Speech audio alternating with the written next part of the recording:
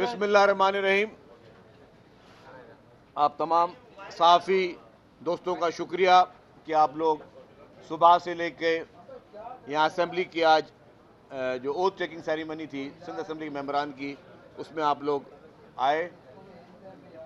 जैसा कि आपको पता है कि पाकिस्तान पीपल्स पार्टी को अल्हम्दुलिल्लाह सिंध असेंबली में 2/3 मेजॉरिटी हासिल हुई है और पाकिस्तान पीपल्स पार्टी की तरफ से चेयरमैन बिलावल भुट्टो ज़रदारी साहब ने सैयद अवेज शाह साहब और एंथोनी नवीद को स्पीकर और डिप्टी स्पीकर के लिए नामजद किया है। तो दोनों हमारे स्पीकर और डिप्टी स्पीकर के जो उम्मीदवार हैं पार्टी के, उनके नॉमिनेशंस जो हैं वो जमा कर दिए गए हैं।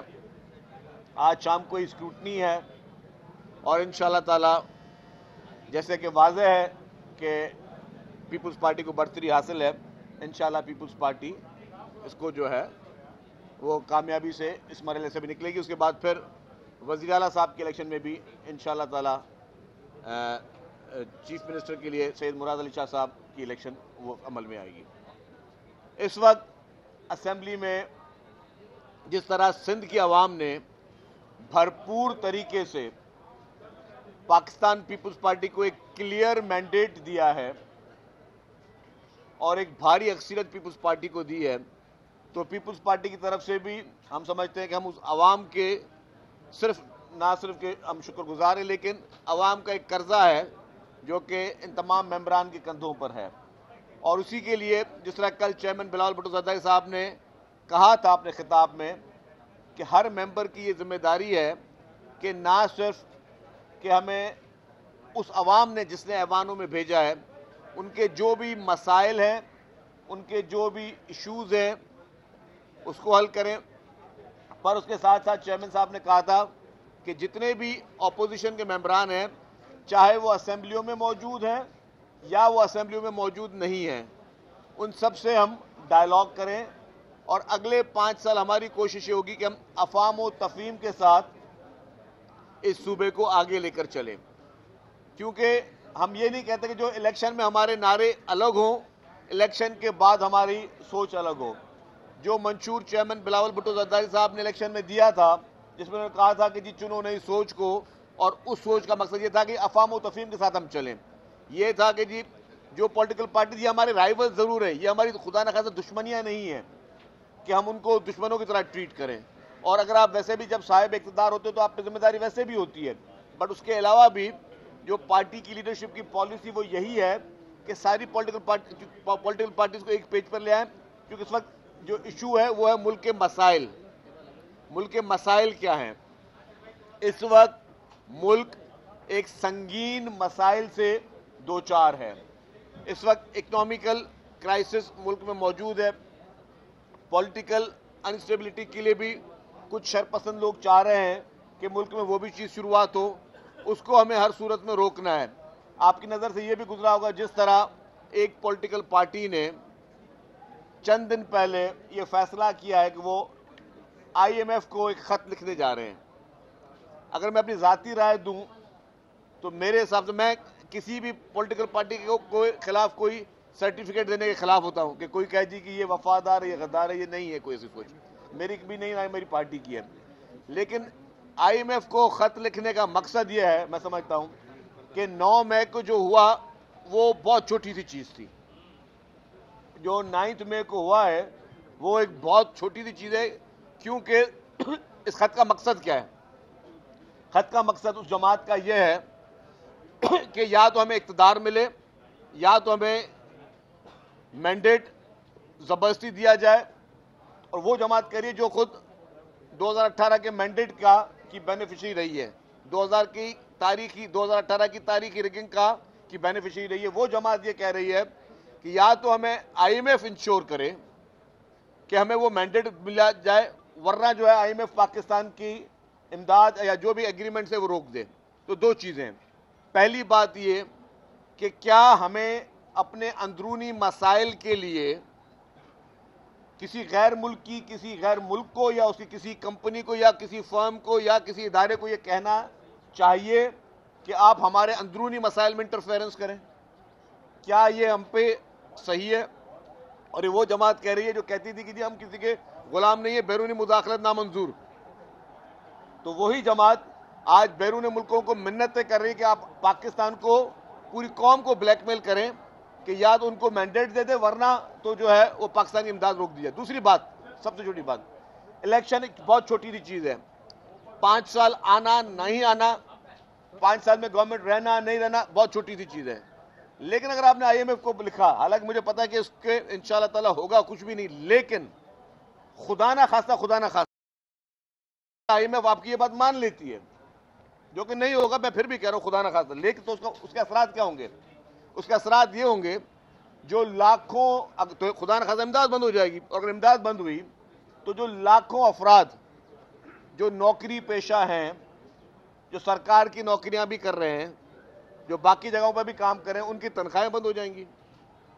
खुदा ना खासा वर्ष कम वर्ष पे बात करें, उनकी तनख्वाहें बंद हो तो फिर वो लाखों के बाद करोड़ों फैमिलीज वो भूख और फाकों पे गुजरेंगी, और उसमें फिर जो उनके अपने वोटर भी कुछ शामिल होंगे वो भी फाकों की जिंदगी गुजारेंगे। तो मेरा ये सवाल है कि क्या कोई पाकिस्तान का लीडर, कोई सन ऑफ द सॉइल, कोई पाकिस्तान का कोई बाशिंदा ये सोच भी रख सकता है कि सिर्फ इक्तदार की हवस के लिए, इक्तदार की कुर्सी के लिए लाखों करोड़ों लोग जो है अफराद वो बेरोजगार हो जाएं, मुल्क खुदा न खासा डिफॉल्ट करे, या मुल्क को खुदा न खासा नाकाबिल तकवीन जो है वो नुकसान पहुंचे? ये कोई भी पॉलिटिकल सोच नहीं हो सकती, ये कोई भी मुहिब वतन बंदा नहीं कर सकता। और मैंने कहा कि मैं खिलाफ हूं किसी को ये सर्टिफिकेट देने के लिए कि कोई मुहिब वतन है या नहीं है, लेकिन ये मुहिब वतनी नहीं है। 9 मई को आपने पाकिस्तान के चंद इदारों को, पाकिस्तान की सलामती के इदारों को, पाकिस्तान की इमलाक को नुकसान पहुंचाया।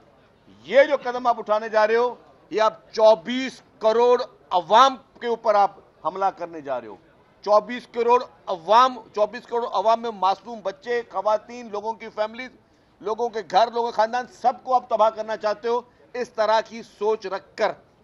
इससे आपकी सोच की, जहन की अक्कासी होती है।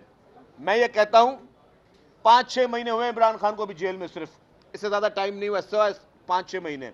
5-6 महीने में एक शख्स अगर जेल में, तो उसकी ये सोच होगी, यार मैं कहता हूं सलाम पेश करें आप मोहतरम आसिफ अली जरदारी साहब को, जो 11 साल जेल में रहे, कभी उन्होंने इस तरह की बात नहीं की। पाकिस्तान पीपुल्स पार्टी, जिसके लीडर शहीद जुल्फिकार अली भुट्टो का अदालती कत्ल हुआ, कभी पीपुल्स पार्टी ने नहीं कहा कि जी जब तक शहीद जुल्फिकार अली भुट्टो साहब के अदालती कत्ल का फैसला नहीं हो जाता, पाकिस्तान की खुदा न खासा इमदाद बंद कर दें आप। पाकिस्तान पीपुल्स पार्टी ने कभी नहीं कहा कि जब तक हमारी कायद मोहतरमा बेनजीर भुट्टो शहीद के कातिल गिरफ्तार नहीं होते तब तक पाकिस्तान की इमदाद बंद की जाए। कुर्बानियां तो जान के नजराने इन लोगों ने दिए। जिस खानदान ने पाकिस्तान के लिए कुर्बानी दी, अपने जान नजराने दी, उसने कभी वर्स्ट केसेस में भी ये नहीं कहा। जब मुल्क में आग लग रही थी 27 दिसंबर के बाद, तब भी नारा लगाया पाकिस्तान खपेगा। तो उस पॉलिटिकल पार्टी की आप सोच देखें कि पाकिस्तान के जो असली सन ऑफ द सॉइल हैं, जिनका जहन, जिनकी सोच, जिनकी वफादारियां और जिनकी मोहब्बत इस मिट्टी से है, उनकी सोच क्या है? और वो शख्स जो कि इस मुल्क में धांधली की पैदावार, 2018 की इलेक्शन के जो RTS के जो ड्रामे हुए उसकी पैदावार, वो शख्स जिसको आर्टिफिशियल लीडर बनाया गया, उसके धरने स्पॉन्सर किए गए, उसकी पूरी पॉलिटिकल पार्टी को स्पॉन्सर किया गया, एक मसनूई लीडर जो सिर्फ 4-5 महीने नहीं हुए जेल गए हुए, उसकी सोच इस मुल्क के बारे में क्या है कि वो एक खुदकश बमबार बनकर इस मुल्क के 24 करोड़ अवाम के ऊपर हमला करना चाह रहा है। वो शख्स खुदकश बमबार बनकर चाहता है कि इस मुल्क का बच्चा जो है सो भूख के लिए रोए, और वो जो है वो रोटी के लिए रोए, क्योंकि उसको इख्तियार नहीं मिला। तो ये मैं समझता हूं कि जितने भी पैरोकार हैं इस पार्टी के, वो अपनी आंखें खोलें, और वो इस तरह की चीजों का फैसला करें कि इस मुल्क के साथ कौन क्या करने जा रहा है। शर्जील साहब ये बता दें कि GDA जमात इस्लामी और आपके और रफीक जो है PTI वगैरह, तो ये आपके मैंडेट को जाली क्यों कह रहे हैं जब आप इतनी बड़ी अक्सरियत से जीते हैं? भाई इलेक्शन सबने देखे हैं मेरे भाई। हमने तो ये कहा कि हमने इनको अपनी सीट भी मैंने सबसे पहले ऑफर की, मैं कि मेरी सीट है, ये मैं छोड़ रहा हूं। GDA ने इलेक्शन लड़नी है, जमात इस्लामी ने लड़नी है, JUF ने लड़नी है, कर रहे हैं, एक ही सीट पे कर लेना पहले मुकाबला, पता चल जाएगा कि आप अगर कितने मकबूल हैं, कर लें। इसी तरीके से इशू क्या है, ये जिन जमातों की बात करें पूरे सिंध भर में मिला के उन्होंने 20-25 उम्मीदवार नहीं खड़े किए और वो मैंडेट की बात करें, तो अब जाहिर है उनको अपनी फेस सेविंग करनी है। फेस सेविंग करने के लिए कुछ ना कुछ तो बहाने करने होंगे। सिंध के लोगों ने, बाशऊर लोग हैं जिन्होंने देखा कि कौन मुसीबत में खड़ा था, जिन्होंने देखा कि जब कोविड-19 आया तो कौन खड़ा था, जब सैलाब आया तो कौन खड़ा था, कौन सी जमातों के चीफ मिनिस्टर से लेकर मिनिस्टर, MPs, MNAs जो है वो पानी के बीच में खड़े होकर लोगों को निकाल रहे थे सैलाब ज़दगान को, और कौन सी जमात के लोग जो है अपनी ओताकों पे बैठे हुए थे और सिर्फ देख रहे थे कि क्या तमाशा हो रहा है हम लोग के साथ। तो ये बहुत बड़ा फर्क है, इसीलिए लोगों ने ऐसी जमातों को धुतकारा, हमारी जमात को, पीपुल्स पार्टी को मैंडेट दिया है। जिसको आप मखदूमी लीडर कह रहे हैं, उसको इलेक्शन कमीशन ने उससे निशान ले लिया था, मुख्तलिफ निशानात में सबसे ज्यादा वोट लिए, और अगर फेयर इलेक्शन होते तो तकरीबन 170 सीटें अपना दावा कर रहे हैं, वो उसी पे वो एहतजाज कर रहे हैं, तो इतने वोट मिल गए एक मखदूमी लीडर को। एक अर्ज कर लो आपका सवाल बहुत अच्छा मेरे भाई। अच्छा, अब यही बात, आप ये सवाल को थोड़ा रिफ्रेश कर लें, 2018 से मुझे बताएं, 2018 में आप कराची में ही थे? नहीं भाईजान, मैं आपसे पूछ रहा हूँ मेरे प्यारे साफी भाई, 2018 में आपने देखा 2018 में इसको मैंडेट क्या सही मिला था, नहीं मिला था? आपसे सिर्फ एक सवाल है, क्या मिक्स था? क्या मिक्स था? तो भाई जो धांधली की पैदावार, जो सिलेक्टेड बना 2018 में, यहाँ क्या आप तो इसी शहर के, इस शहर में किस तरह RTS बट्टे, जिन लोगों को पता नहीं था इलेक्शन होती क्या, सुबह को वो आके यहाँ पे हल्फ लेने आ गए थे। तो जो मिक्स है ना, तो वो मिक्स ही रहेगा। शकील भाई ये बताइएगा, MQM से राब्ता हुआ है, तो बात कहाँ तक पहुँची है? देखिए जी, हमने कहा कि हमने सबको साथ लेकर चलना है, इसीलिए ही हमारे यहाँ पे असेंबली के कुछ मेंबरान, मुझ समेत, हम लोग गए MQM के पास, हम चल के गए।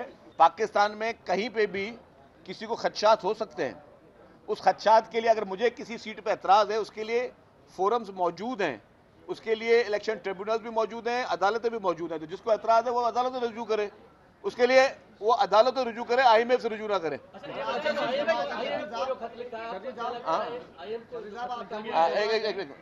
लिखा गया है, आपको क्या लगता है कि इस पर कुछ होगा? देखिए, फिर आपने वही बात की, अब कल को कि एक हल्के वाला बोलते जी मैं वर्ल्ड बैंक को खत लिख रहा हूँ, एक बोले मैं किसी और बैंक को खत लिख रहा हूँ। भाई इस तरह नहीं होता, उसके लिए मुल्क में इदारे मौजूद हैं। खान साहब जब 2018 का डाके वाला मैंडेट लेकर आए थे, तब जो है क्यों नहीं हुआ? और आज आपके GDO की वाली बात भी आपने की, आम इंतखाबात में सिंध में एक इत्तेहाद बना था जिसमें मुत्तहिदा कौमी मूवमेंट, मुस्लिम लीग नवाज, जमायत उलमा इस्लाम और GDA सब शामिल थे। तो आज जो GDA एहतजाज कर रही है, वो तो सारा ये एक वो पूरा अलायंस है ना। आज इस साल PMLN क्यों नहीं है साथ? आज इस साल MQM क्यों नहीं है साथ? तो जो ये अलायंस था, जिन्होंने फैसला ये किया था कि पीपल्स पार्टी के खिलाफ मिलकर इलेक्शन लड़नी है, तो ये आज ये आधे क्यों हो गए भाई? ये तो यही चीज अक्कासी कर दी।